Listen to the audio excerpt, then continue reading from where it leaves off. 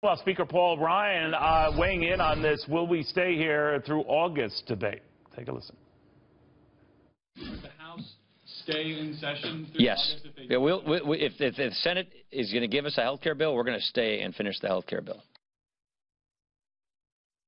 Okay, to Chad Pergham right now, what he makes of that, our Capitol Hill senior producer. Chad, what he's saying is they go ahead and produce something. Obviously, the House has to then act on that something in conference. But how likely, first off, do you think that is?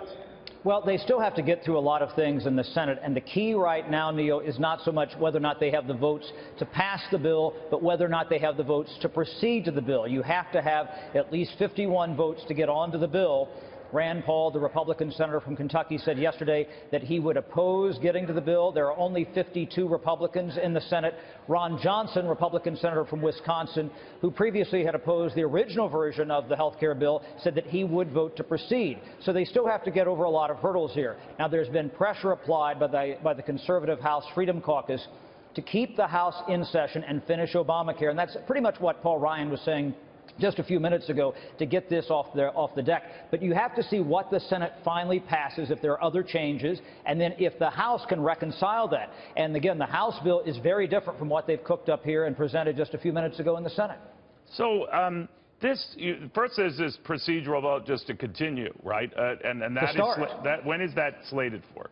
Well, we would get a score from the Congressional Budget Office sometime early next week, Monday or Tuesday. Mitch McConnell, the Senate Majority Leader, has been silent on specifically when they would start, but he's pretty adamant that he wants to move this next week because he feels like they're running out of time. You can't start this process, though, until you get that CBO score. That's because they're using this special process called budget reconciliation, which avoids filibusters. And again, that brings that bar down from 60 votes to 51, right. But you got to get 51. And it has to fit within that those parameters of reconciliation, because it has to be budget neutral, and it also has to deal with fiscal policy, just not regular policy. And if you can do that, then you can use budget reconciliation. That's why you have to have that CBO score first. Right.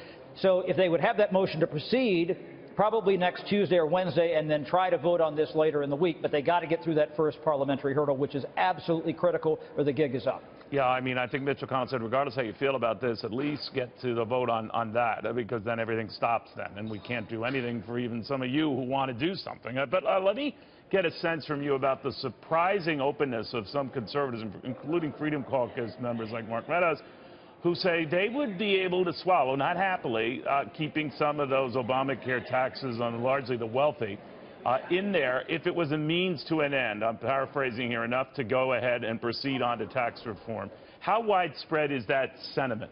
You're certainly hearing that, and one of the things to watch is to what degree, when they do get to tax reform, would they be willing to add to the deficit? Because, again, if you're going to keep some of these Obamacare taxes, that was thought to be the key. One of the reasons to give them entree to do health care was to get some of these Obamacare taxes off the books, and that would help them deal with other taxes when they do tax reform.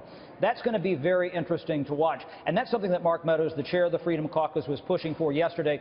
But here's the problem in the House of Representatives. They still need to pass a budget. You can't do this second round of budget reconciliation unless you've passed a budget. There's a reason it's called budget reconciliation. Right. Just this morning, Vice President Pence and the Budget Director Mick Mulvaney were in the Speaker's office meeting with Diane Black, the chair of the Budget Committee. They were supposed to pass a budget back in mid-March, and again, they're not quite there yet.